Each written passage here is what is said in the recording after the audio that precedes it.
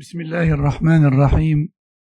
إن الحمد لله نحمده ونستعينه ونستغفره ونعوذ بالله من شرور أنفسنا ومن سيئات أعمالنا، من يهده الله فلا مضل له ومن يضلل فلا هادي له، وأشهد أن لا إله إلا الله وحده لا شريك له، وأشهد أن محمدا عبده ورسوله صلى الله وسلم وبارك عليه وعلى آله وأصحابه أجمعين. أما بعد، فما زلنا مع هذا الحديث وهو الثامن من الأربعين النووية، الذي قال فيه صلى الله عليه وسلم: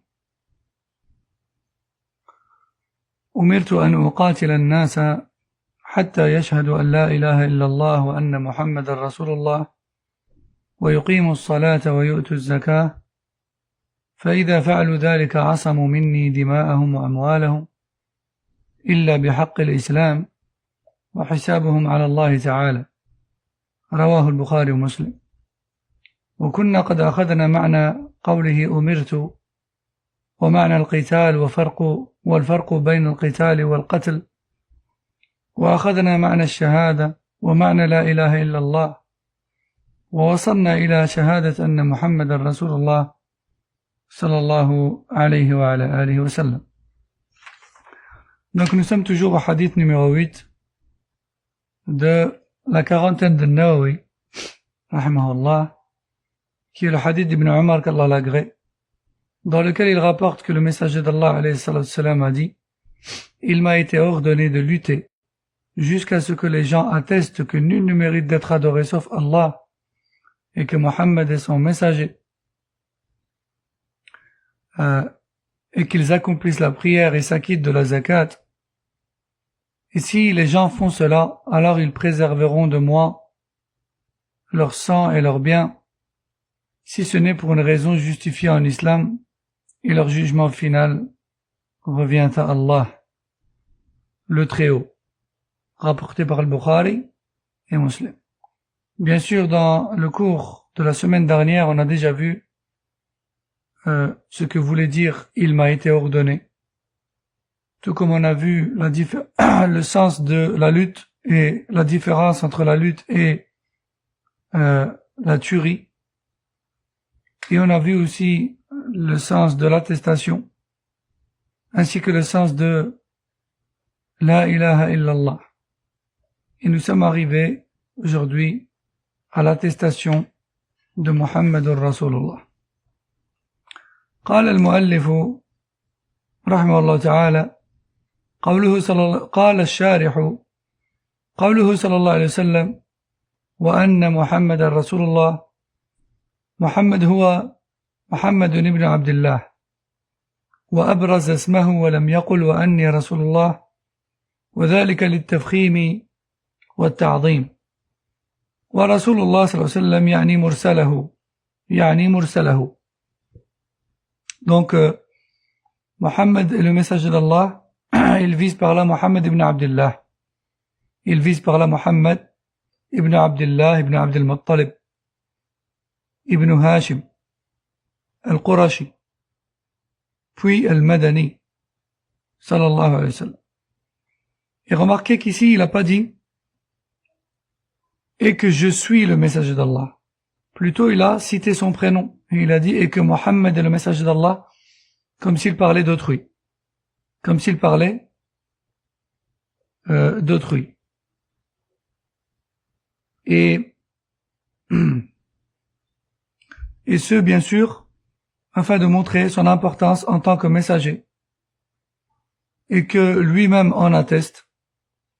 Et que tout cela fait partie de la prescription d'Allah Jalla wa Ala et son imposition. Et que lui-même il est serviteur d'Allah et obéissant à celui-ci, en attestant qu'il est le messager d'Allah. Sallallahu alayhi wa sallam. ثم قال ويقيم الصلاة أي يفعلوها قائمة وقويمة على ما جاءت به الشريعة. والصلاة هنا عامة، لكن المراد بها الخاص، وهي الصلوات الخمس،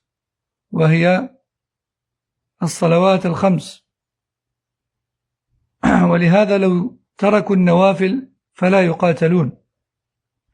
قوله صلى الله عليه وسلم ويؤتون الزكاة أي يعطوها مستحقها، والزكاة هي النصيب المفروض في الأموال الزكوية، ففي الذهب مثلا والفضة وعروض التجارة ربع العشر أي 1/40، وفيما يخرج من الأرض مما فيه زكاة نصف العشر إذا كان يسقى بمؤونة، والعشر كاملا إذا كان يسقى بلا مؤونة.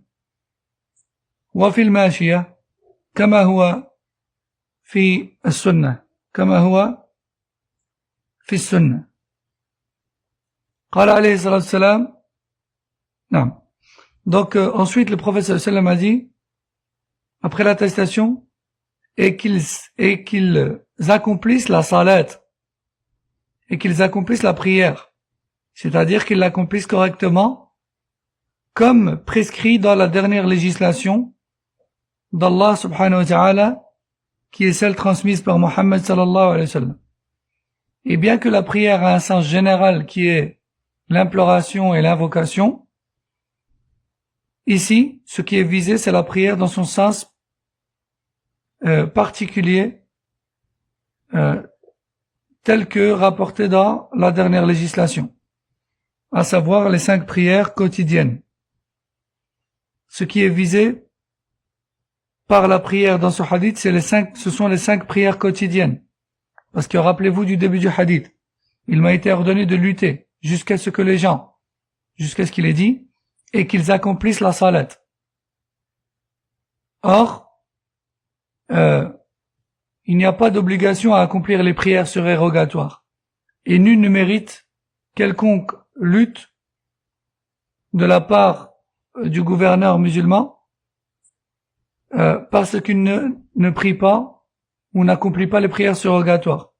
Plutôt ce qui est visé ici, c'est ce qui fait partie des piliers de l'islam, et c'est ce qui confirme l'islam de la personne, à savoir les 5 prières quotidiennes. Raison pour laquelle, si le peuple musulman délaisse les prières surrogatoires, il ne mérite aucune sanction et aucune réprimande de la part de l'autorité. Ensuite, il a dit alayhi salatu salam, et qu'il s'acquitte de la zakat, le mot légal, et ce en la donnant aux ayants droit, car la zakat ne se donne pas à n'importe qui, mais plutôt à 7 catégories, ou plutôt 8 catégories parmi les gens, comme rapporté dans sourate la table servie. Et la zakat, c'est une aumône légale, comme on a dit, imposée à quiconque en est concerné. Et la zakat, c'est un pourcentage donné sur certains types de biens que l'on possède depuis minimum 1 an, jour pour jour en calendrier lunaire. Et cette zakat, elle se donne sur l'or et l'argent et la monnaie.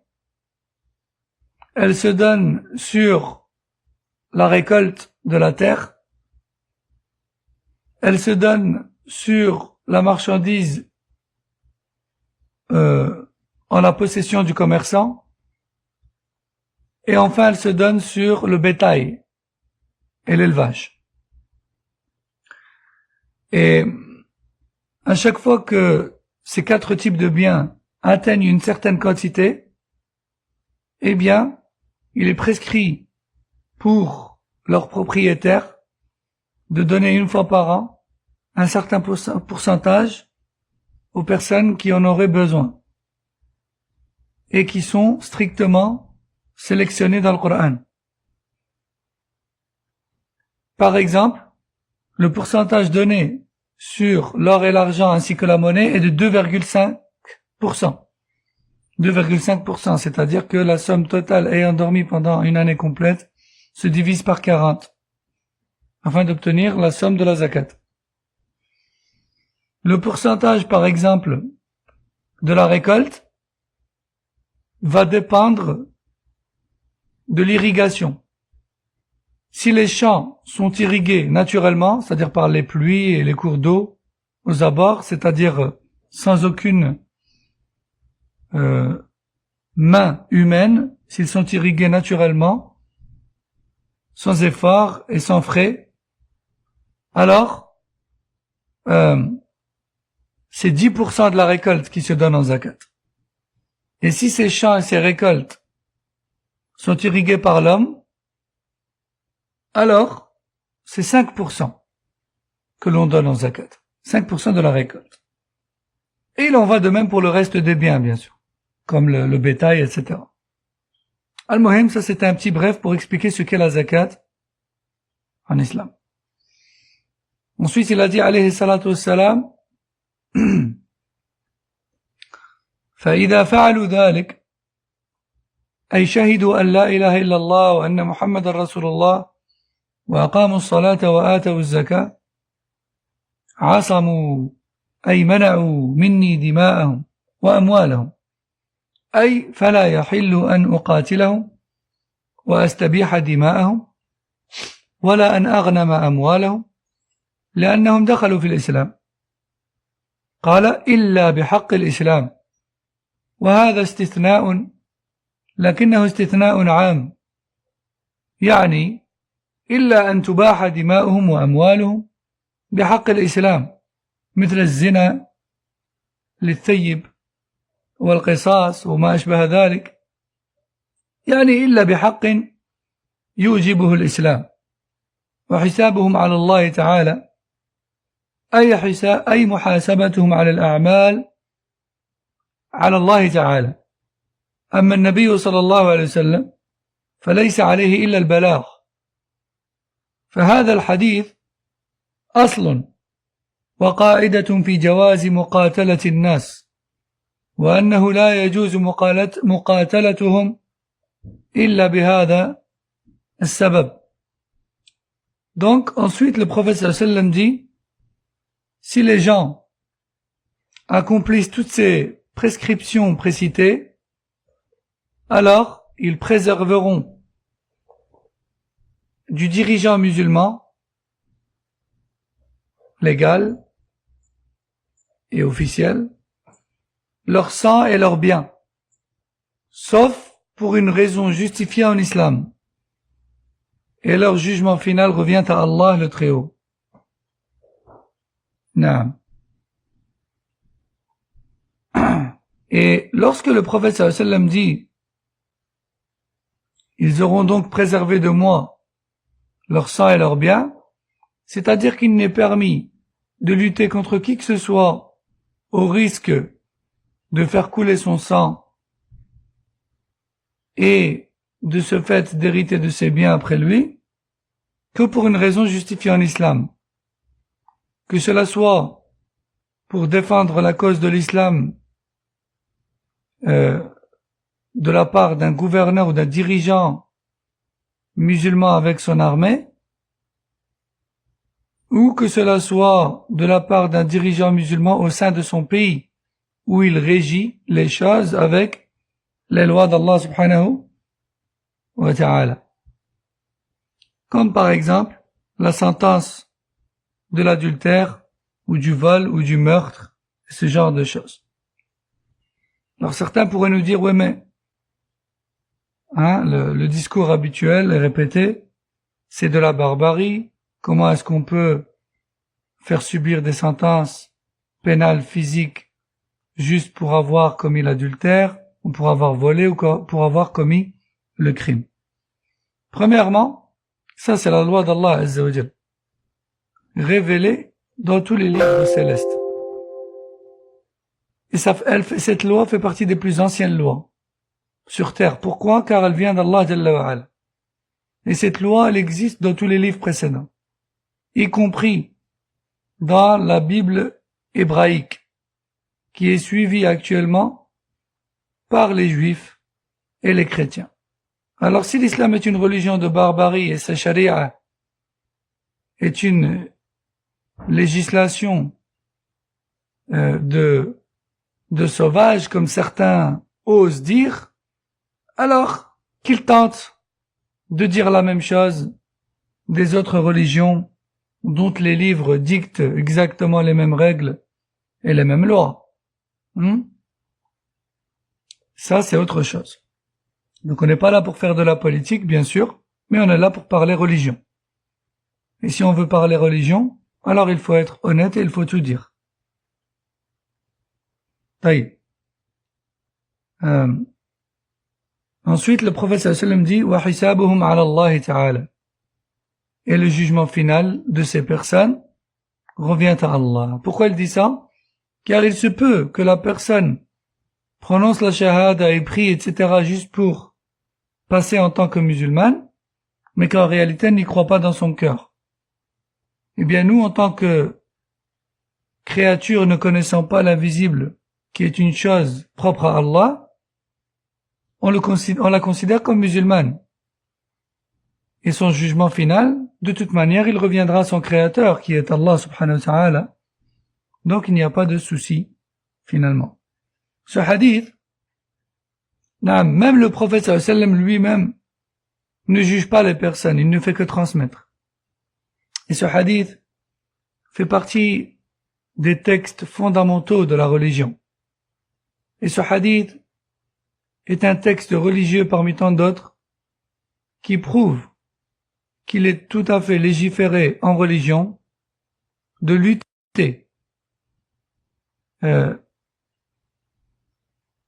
Il est tout à fait légiféré en religion pour les dirigeants et les représentants de l'islam de lutter contre ceux qui se gonflent d'orgueil face au Créateur subhanahu wa ta'ala et d'imposer, si les conditions le permettent, les lois d'Allah Jalla wa Ala.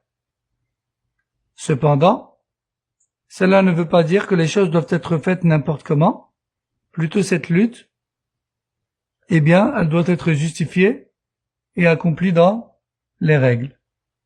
D'ailleurs, Inch'Allah, bi'idhnillah, dans le ou les cours prochains, certainement le cours prochain, Inch'Allah, on verra, bi'idhnillah ta'ala, ce sera en rapport avec le cours, bien sûr, on verra quelques textes qui prouvent que dans la législation suivie aujourd'hui par les juifs et les chrétiens, eh bien il y avait également comme prescription, il y avait également exactement la même prescription, à savoir la lutte sur terre pour défendre la cause de Dieu, comme ils disent, et la loi du Créateur subhanahu wa ta'ala.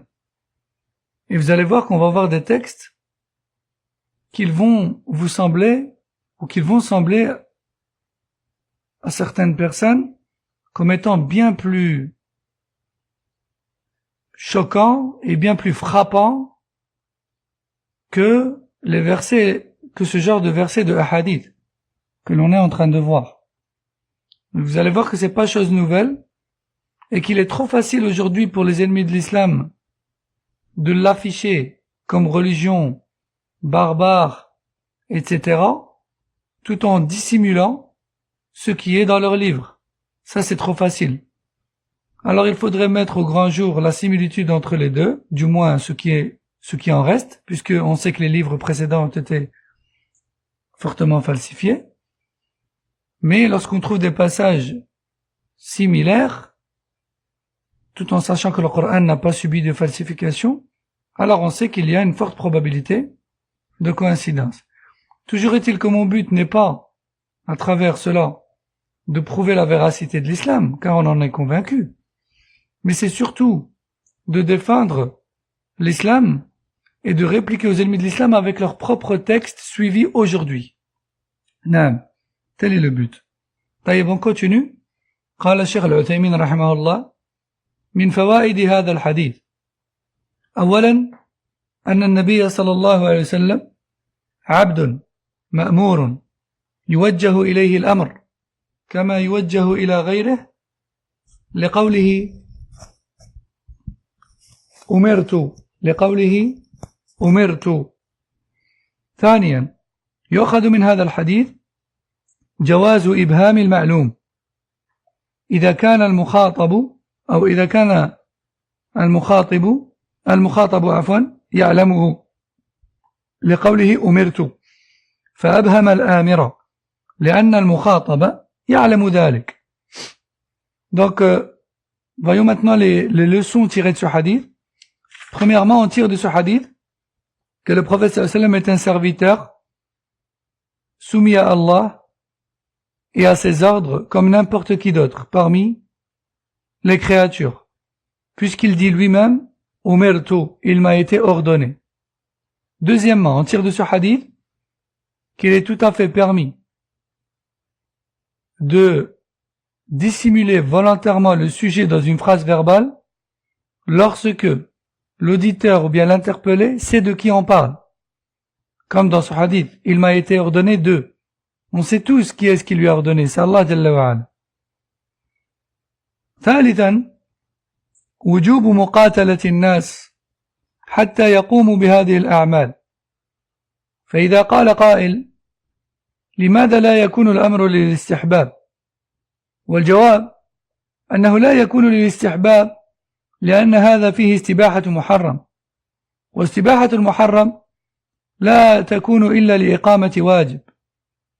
ولهذا استدل بعض الفقهاء رحمهم الله على وجوب الختان بأن الختان قطع شيء من الإنسان محترم، والأصل التحريم، فلا يجوز قطع أي عضو أو جلدة من بدنك.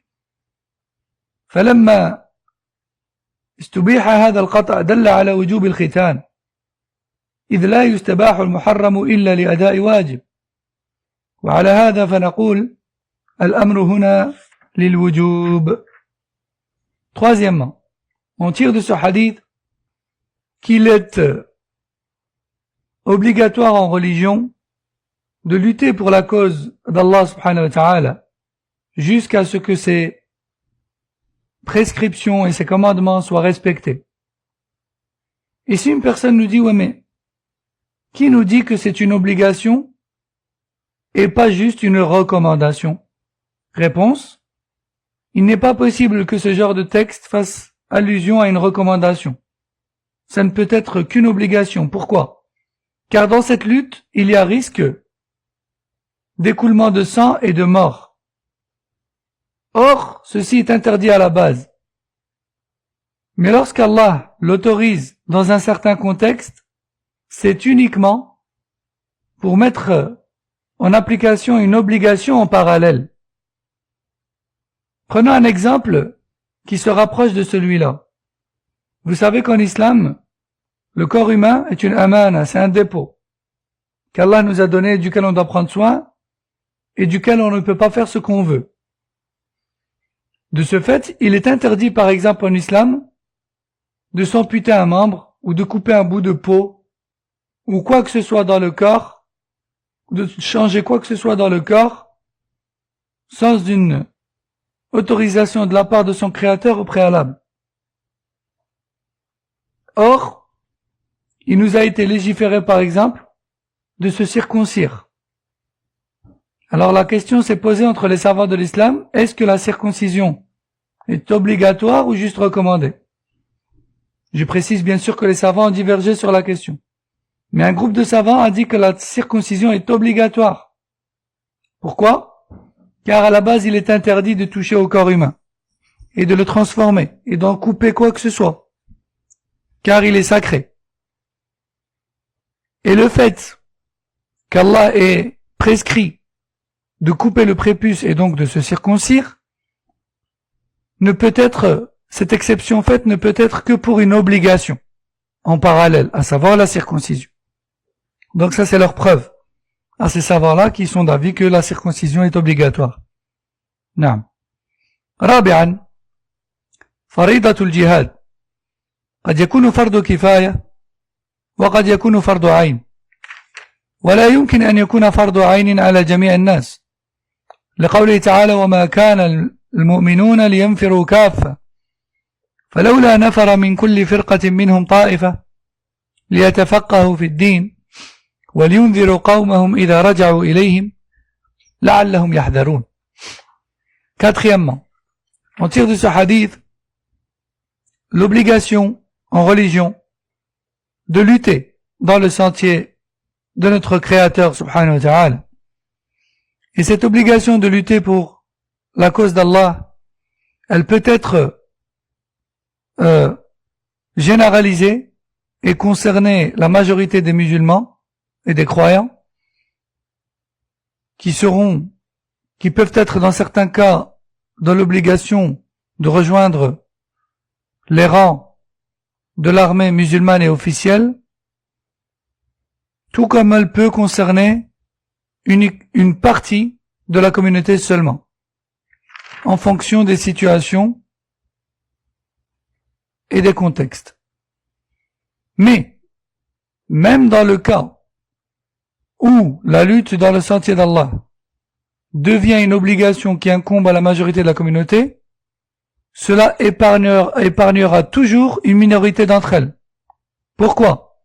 Car nous avons toujours besoin d'une minorité qui étudie, mémorise, apprend et enseigne les préceptes de la religion. Car si tous partent en guerre au risque de les perdre, la religion sera perdue par la même occasion, ou risque d'être perdue. C'est pour cela qu'Allah Jalla wa Ala a dit dans Surat le Repentir, verset 122, qui a pour sens: il n'incombe pas à tous les croyants de rejoindre les rangs de la guerre aux côtés de leur gouverneur. Il faut tout de même qu'une minorité d'entre eux reste afin d'apprendre la religion et de l'enseigner à leur peuple, afin de rester sur leur garde face à l'égarement. خامسا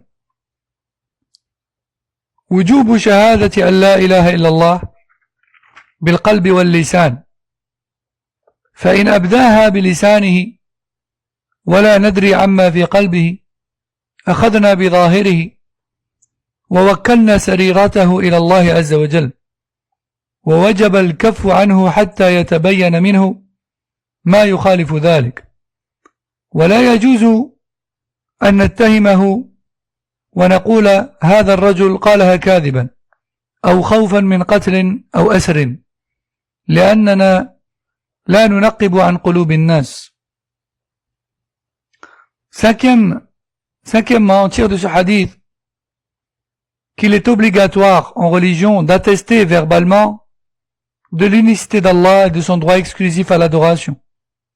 Après en avoir eu la conviction dans le cœur, on le prononce avec la langue. Et si une personne prononce cette attestation, on la considère dès lors musulmane. Et on ne cherche pas à savoir ce qu'elle cache en elle. Plutôt, nous disons que son jugement final revient à Allah Azza wa Jal. Car nous n'avons pas été chargés de fouiller dans les cœurs des gens. D'ailleurs, cela n'est pas possible. Et cela fait partie de ce que seul Allah peut faire. سادسا أنه لا بد أن يعتقد الإنسان أن لا معبود بحق إلا الله، فلا يكفي أن يعتقد أن الله معبود بحق، لأنه إذا شهد أن الله تعالى معبود بحق لم يمنع أن غيره يعبد بحق أيضا، فلا يكون التوحيد إلا بنفي وإثبات. لا إله إلا الله، نفي الألوهية عما سوى الله وإثباتها لله عز وجل. Sixièmement, on tire de ce hadith qu'il faut absolument croire que seul Allah, créateur de l'univers, mérite le culte. Il ne suffit pas de reconnaître qu'Allah mérite le culte, mais il faut aussi et surtout reconnaître que seul lui mérite le culte. Car si on reconnaît qu'il mérite le culte, cela n'épargne pas que quelque part au fond de nous, on reconnaît le culte pour autre que lui également. Or, ceci est faux. Donc, le monothéisme en islam se compose d'une négation et d'une affirmation. Une négation qui est le rejet du culte pour toute divinité et l'affirmation exceptionnelle pour Allah Azza wa Jal.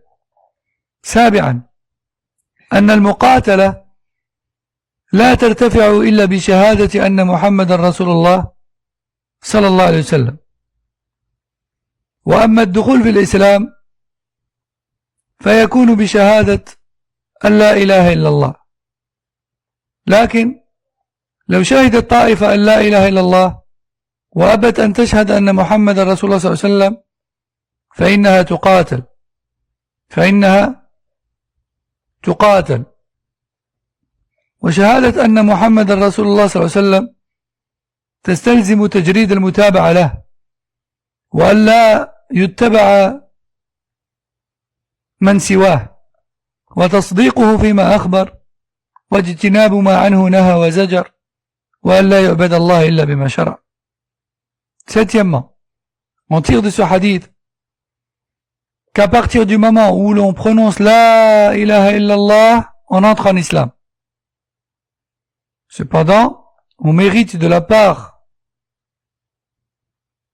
du leader des musulmans et de ses armées une lutte et une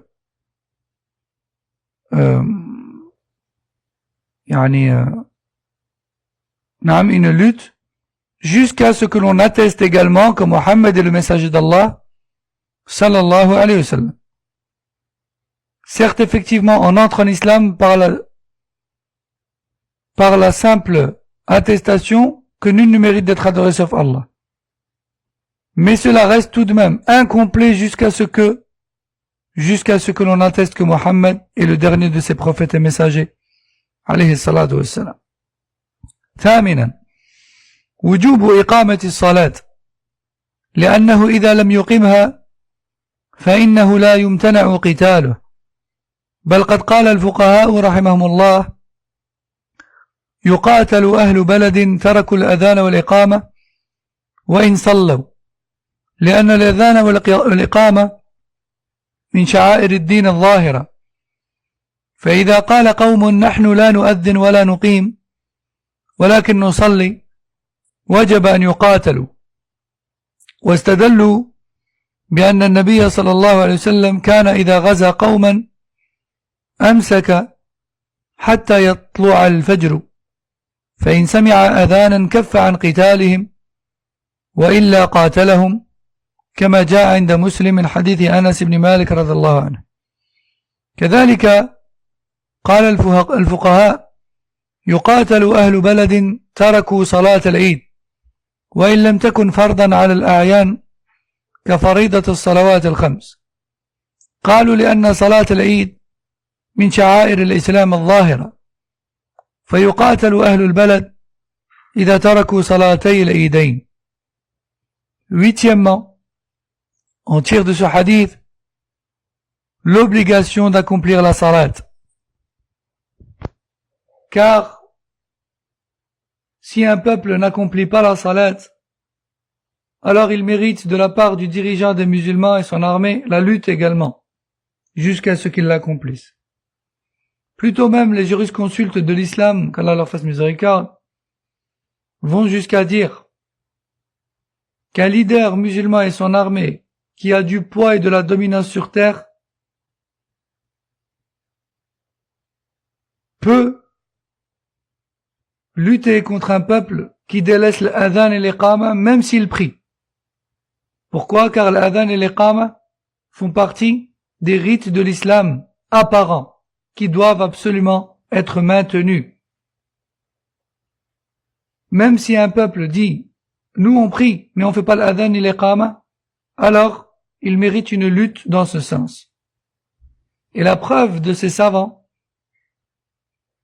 c'est de dire que le prophète sallallahu alayhi wa sallam, lorsqu'il voulait lutter contre un peuple, il arrivait de nuit et il attendait l'aube. S'il entendait l'adhan, et on parle d'une nouvelle contrée, d'accord? s'il entendait l'adhan, alors il les laissait. En revanche, s'il n'entendait pas l'adhan, alors il y allait. Il leur exposait l'islam. Et s'il refusait et faisait preuve d'entêtement et de violence, alors il les combattait. Les savants de l'islam vont également jusqu'à dire que si un peuple délaisse les prières de l'Aïd, même si on est d'avis que la prière de l'Aïd n'est pas obligatoire pour tout le monde, à partir du moment où elle est délaissée par tout le monde et qu'elle n'est pas accomplie du tout, alors ce peuple a effacé un précepte parmi les préceptes et les rites de l'islam apparents, et de ce fait il mérite également une lutte. تاسعا وجوب إيتاء الزكاة لأنها جزء مما يمنع مقاتلة الناس ولا بد أن يكون إيتاء الزكاة إلى مستحقها فلا يكفي أن يعطيها غنيا من أقاربه أو أصحابه لأن ذلك لا يجزئ لقوله تعالى إنما الصدقات للفقراء والمساكين والعاملين عليها والمؤلفة قلوبهم وفي الرقاب والغارمين وفي سبيل الله وابن السبيل فريضة من الله والله عليم حكيم. Neuvièmement, on tire de ce hadith l'obligation de l'aumône légale, car elle fait partie de ce pourquoi le gouverneur musulman et son armée, peuvent lutter contre un peuple s'il la délaisse ou s'il la rejette. Aussi, cette zakat, elle doit absolument être donnée à qui la mérite et à qui peut la réceptionner en islam. Car, comme on a dit tout à l'heure, d'ailleurs j'ai dit la sourate la table servie et je me suis trompé, c'est la sourate le repentir, verset 60 qui a pour sens, l'aumône légale ne doit être versée que aux pauvres, nécessiteux, les chargés de la récolte, dans un état musulman bien sûr, les non-musulmans, que cela pourrait faire pencher vers l'islam, ou bien les nouveaux convertis, que cela pourrait apaiser dans leur foi. Aussi, pour l'armée musulmane, si elle en a besoin, ainsi que pour les voyageurs qui n'ont plus de quoi continuer leur voyage. Tout ceci est une obligation prescrite par Allah, et Allah est omniscient et sage. عاشرا يؤخذ من هذا الحديث إطلاق الفعل على القول لقوله إذا فعلوا ذلك مع أن في الجملة أو في جملة هذه الأشياء الشهادتين وهما قول ووجه ذلك أن القول حركة اللسان وحركة اللسان فعل ويصح إطلاق الفعل على القول بأن يكون القول في الجملة أو في جملة الأفعال كما في الحديث فإقامة الصلاة وإيتاء الزكاة من الأفعال بلا شك كما يطلق القول على الفعل وهذا كثير كما في حديث عمار بن ياسر رضي الله عنه حديث التيمم قال أن النبي صلى الله عليه وسلم حين تيمم قال بيديه هكذا وضرب بهما الأرض أخرجه البخاري مسلم وهذا فعل. Enfin, la dernière leçon pour aujourd'hui, neuvièmement, ou plutôt dixièmement, pardon, on tire de ce hadith qu'en langue arabe, il est permis de désigner une parole comme étant un acte et un acte comme étant une parole. En langue arabe. Regardez dans ce hadith. La plupart des prescriptions pour lesquelles le dirigeant musulman et son armée officielle peuvent lutter contre un peuple, dans ce hadith, c'est majoritairement des paroles. C'est majoritairement, ou plutôt, parmi ces prescriptions-là, il y a des paroles. Comme les deux attestations, D'accord? Et malgré cela, le prophète sallallahu alayhi wa sallam a dit, s'ils font cela, alors ils ont préservé de moi leur sang et leur bien. S'ils font cela. Ça veut dire que même l'attestation, on l'a fait. D'accord? C'est une parole. Et malgré ça, il n'a pas dit s'ils disent et font cela. Il a juste dit s'ils font cela. Et il a fait rentrer les paroles dans les actes. Tout comme on peut également faire le contraire. On peut désigner les actes comme étant des paroles. Comme dans le hadith de Ammar ibn Yasir, qui raconte le tayammum, les ablutions sèches du prophète sallallahu alayhi wa sallam.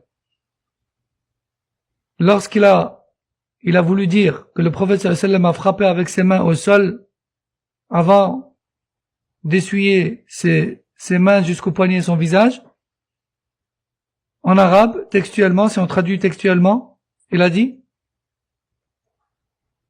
il a fait, ou plutôt, il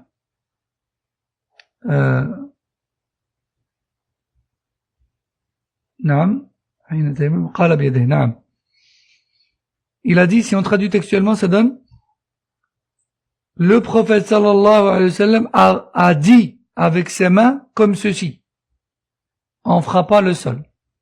Le prophète sallallahu alayhi wa sallam a dit avec ses mains comme ceci, en frappant au sol. Or, bien sûr, on sait très bien qu'en français, lorsqu'on traduit, on traduit le sens et on dit, il a fait comme ceci. Mais en arabe, ça se dit, il a dit comme ceci. Donc en fait, cette 10e leçon, elle est purement linguistique. Hein. Elle n'est pas facile à comprendre, mais en langue arabe, on peut dire il a fait pour dire il a dit, et on peut dire il a dit pour dire il a fait. Voilà, tout simplement. On va s'arrêter ici pour aujourd'hui, Inch'Allah. Il nous restera donc la 11, 12, 13, 13e leçon tirée du hadith. Et ça, ce sera pour le cours prochain, Inch'Allah, avec ce que je vous ai promis d'apporter. Subhanakallahumma wa bihamdik. Ashhadu an la ilaha illa ant. Astaghfiruka wa atubu ilayk. Sallallahu wa sallam ala nabiyyina Muhammad wa ala alihi wa sahbihi. Assalamu alaikum wa rahmatullahi wa barakatuh.